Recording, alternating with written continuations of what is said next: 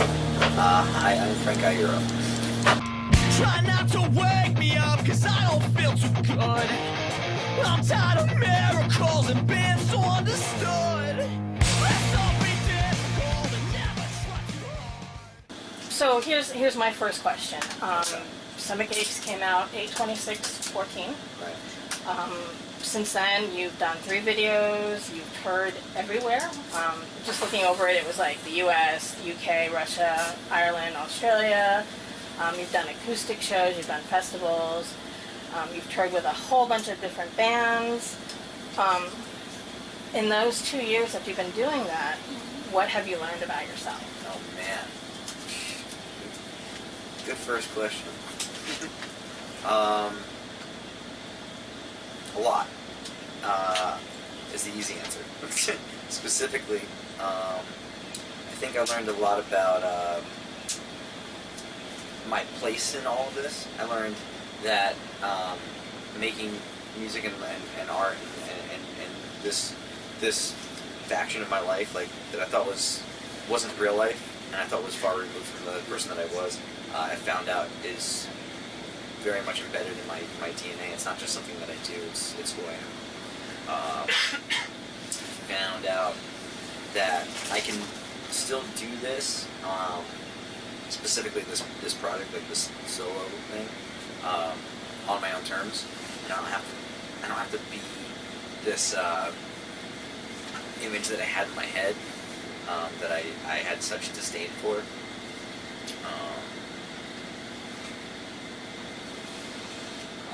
Did you learn anything about like the way you do things, your processes? Yeah. Well, that's a big thing, because I felt like for Stomach Aches, I didn't have any intention of writing a record, so I just wrote songs because that's what I needed to do for me. And then this time around, I was like, all right, well, if I'm going to continue this, I need to write a record, and I know people are going to hear it. So how do I do that? And I think, you know, that's when like all like the color just drained out of my face, and I was See, like, that was actually going to be my next question. Yeah. It was like, okay, with Stomach Aches, you had no intentions. That was totally for you. Right. Whereas this album is more for an audience. It's still for you because you're still doing what you want to do with it.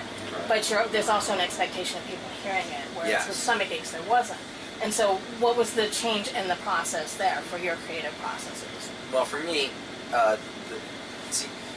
when, say, like, writing lyrically for Stomach Aches, like, I was very open and honest about things, but maybe it wasn't as clear when listening to it, and I didn't give that much thought because it didn't matter who was listening to it. Like, I didn't think anyone was going to hear it, you know. This time around, you know, it is a diary that you know people are going to read, so you can either go 2 ways. You can lie and cover things up, you know, until there's no recollection of what happened. Or you can be as open and honest as possible, but also be as clear as possible, so that you know you understand what is being said and what's going on. I decided to take that route. Of course you did. Of course I did. Yeah, I know. It was incredibly difficult,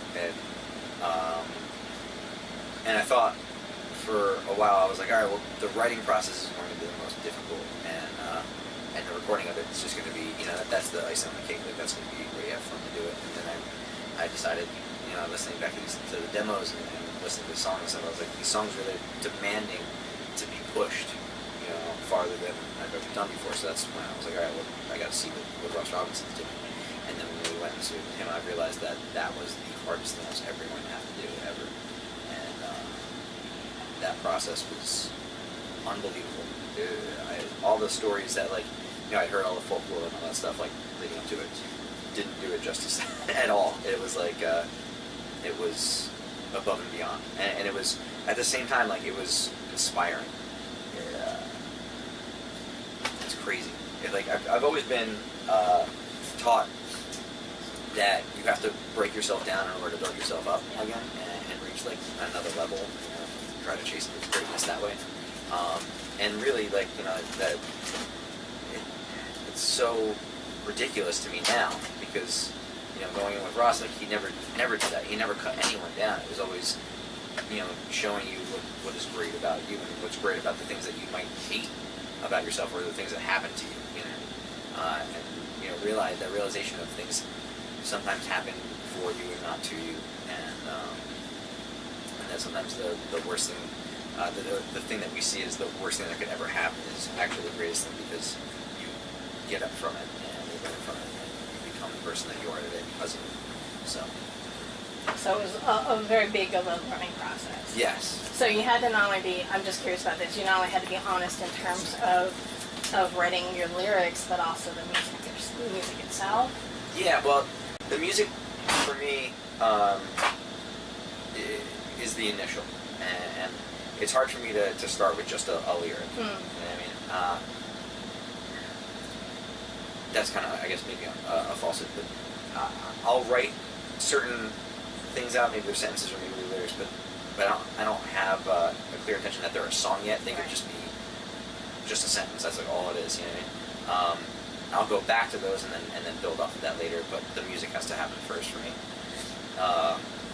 And so, yeah, I went a little bit crazy, I guess, like on the music, but that was also too because like it wasn't just me in front of the computer screen. Like I was able to have like Matt and Evan in the room, and like we would just be at this practice studio all day, for days and days and days, and I would be like, I have this song, and we'd work it until it was fucking like so precise, and then I would come in the next day and be like, all right, we have to change everything, and I did this for months, and I don't know how they didn't just like throw their shit down and just like figure it out and then come talk to us, but they were amazing, and I really feel like the record is better because of it. Like I felt comfortable doing that, being a little bit nuts.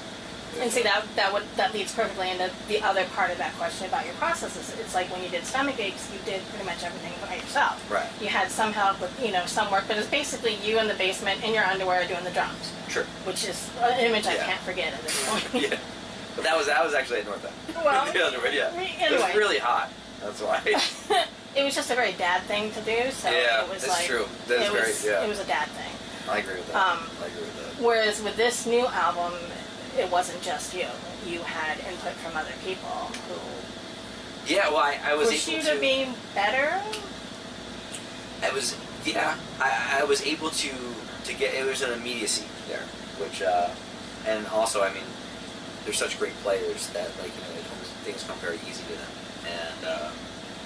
And so I could throw ridiculous stuff out to them, and I could hear it back immediately, what it would sound like, if it worked or not. And then also, too, it's like, if you tell someone to play something, no one's a robot. They're going to play it a certain way, and it's going to have flavor to it. And especially those two guys, like, there's something about the way they play. That's why I think we connect so well. So, that's inspiring to hear that back, as opposed to just like playing something on the computer and hearing it back. There's no life there. There was a life to the music immediately. Maybe that's why I changed it around so much. It was so easy for me to like go in and be like, all right, this works. This actually inspires me to do something else now, and this works, but it's not the right intention. So like, I just kept going back and back and back. And I knew that it had to be perfect, not perfect like correct, like everything lined up, but like perfect like right for the song. And I knew that, I don't know, I had this feeling when I was writing this record that it was really important. You know what I mean? It's rare that you work on something that you have this feeling that you're like, holy shit, like I might have been put here for this, just for this moment. You know what I mean? You get those moments every once in a while, but like this process was, there's something about it, that there was a gravity to it that was unreal.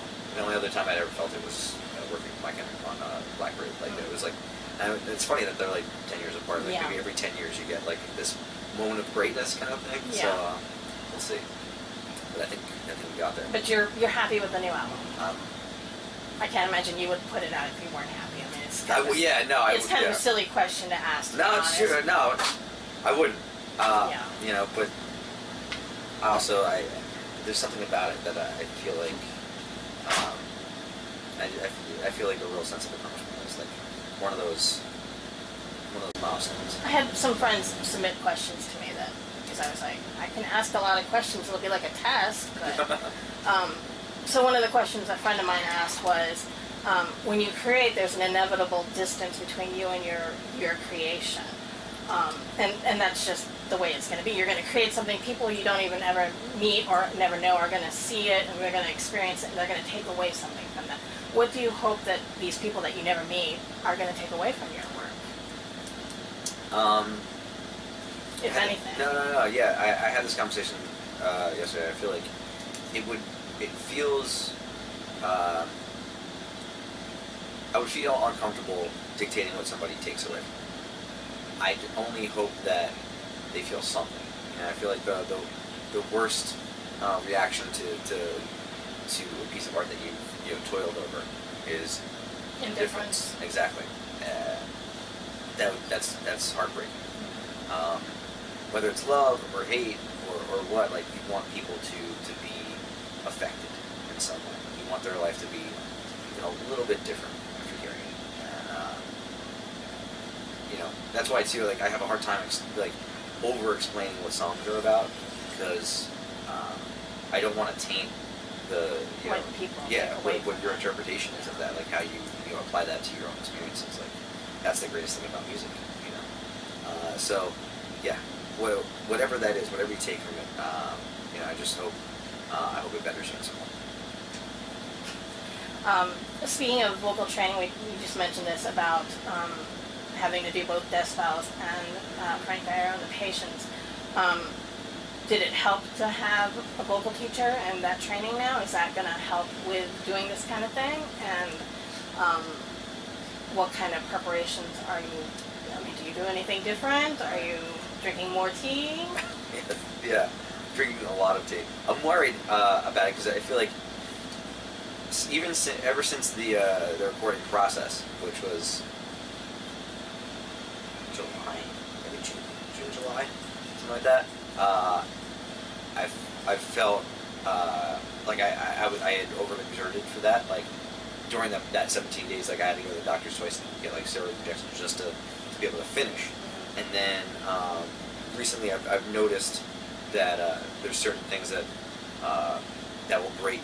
It'll break my voice like immediately. And I think it's just I just need an extended like vocal break. I just haven't had a chance to do it. Plus, I talk constantly, so I think I just ramble on too much for my to go into total vocal rest. So I probably need to do that. As far as preparation for doing like a double header like this, I have no idea how you can prepare to do that. I'm trying my best, doing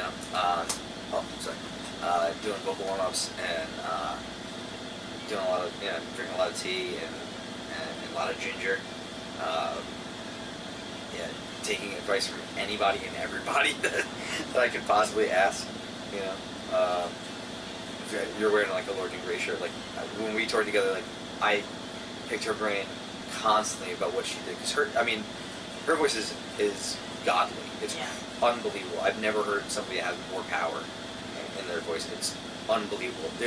They could play like the loudest show ever and not have a microphone on, and you would still hear them. Yeah, no, the show was acoustic and it was amazing. It's ridiculous. Yeah. She's amazing. Yeah, it's hard. It's hard to watch that every day and then be like, oh, I gotta go sleep now. So anyway, but she chews like raw ginger all day, and that sucks. Like I tried it, I was like, oh man. How about the crystallized ginger? That's really sweet. Yeah, that's what I've been doing. Yeah. But I feel like it's rough, man. She just keeps it in her mouth all day, just chewing on it. Yeah. That's one thing that helps her. Also, I think for her, like pineapple juice. But I have really bad heartburn sometimes, so that doesn't really work. Pineapple's very acidic. Yeah. So I try everything. I'll try anything twice.